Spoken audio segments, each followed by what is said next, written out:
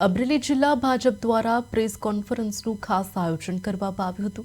આ પ્રસંગે કેન્દ્ર સરકાર દ્વારા અમલમાં મુકાયેલી વીબીજી રામજી યોજનાની માહિતી આપવામાં આવી હતી। પ્રેસ કોન્ફરન્સમાં અમરેલી જિલ્લા ભાજપ પ્રમુખ અતુલ કાનાણી અને પ્રદેશ કિસાન મોરચાના પ્રમુખ હિરેન હિરપરા ઉપસ્થિત હતા।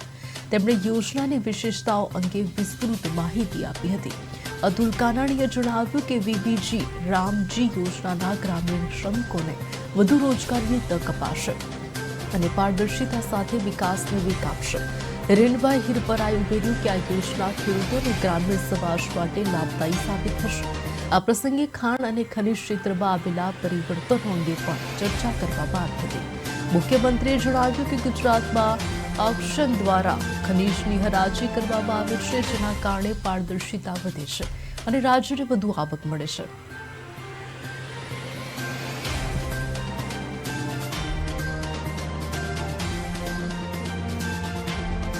વીબીજી રામજી વિકસિત ભારત રોજગાર અને આજીવિકા ગેરંટી મિશન આખું આ એક ખૂબ મોટી યોજના ગ્રામીણ અર્થતંત્રને વિકાસ કરવા માટે અને લોકોને રોજગારીની ગેરંટી માટે આ ખૂબ મોટી યોજના સરકાર લાવી છે।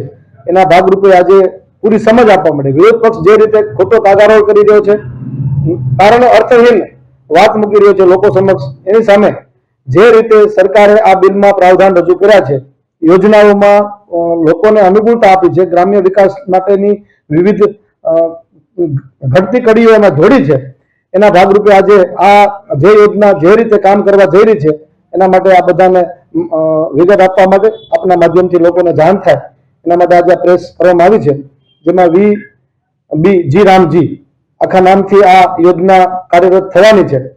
મૂળ તકલીફ વિરોધ પક્ષને અને ખાસ કરીને કોંગ્રેસને એ છે કે ભગવાન શ્રી રામના નામ સાથે યોજનાને જોડવામાં આવી છે એટલે વધારે તકલીફ થઈ રહી છે, પરંતુ ગ્રામ્ય જનતાને આ યોજનાથી ખૂબ જ લાભ થવાનો છે। અગાઉ જે છીંડાઓ હતા, ભ્રષ્ટાચારના વિવિધ મુદ્દાઓ હતા, એ બધા જ આમાં એવા નડતર મુદ્દાઓ દૂર કરીને સરકારે લોકોને અનુરૂપ થાય એના માટે આ યોજનામાં ઘણા સુધારા કરીને બિલ સંસદમાં પાસ કર્યું।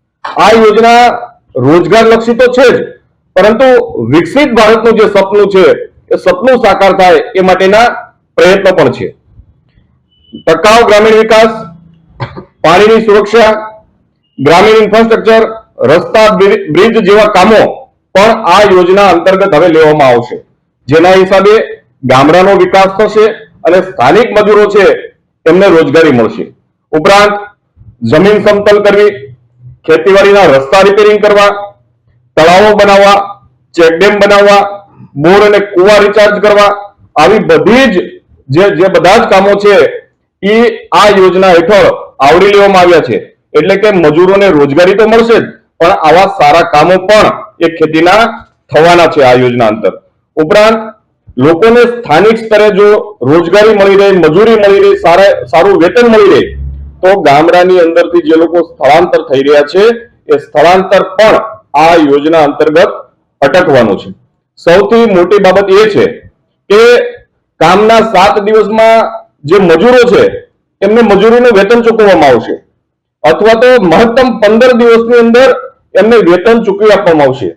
જો ચૂકવણીમાં વિલંબ થાય તો દેશના પ્રધાનમંત્રી આદરણીય નરેન્દ્રભાઈએ નિર્ણય કર્યો છે કે એમનું જે વેતન બાકી છે એમના ઉપર જે રાષ્ટ્રીયકૃત બેંકોનું વ્યાજ છે એ પ્રકારે એમને વ્યાજ પણ ચૂકવવામાં આવશે। એટલે કે ગરીબોનું ખરા અર્થની અંદર શોષણ એ આ યોજનાની અંદર અટકશે એવો નિર્ણય દેશના પ્રધાનમંત્રી આદરણીય નરેન્દ્રભાઈ મોદી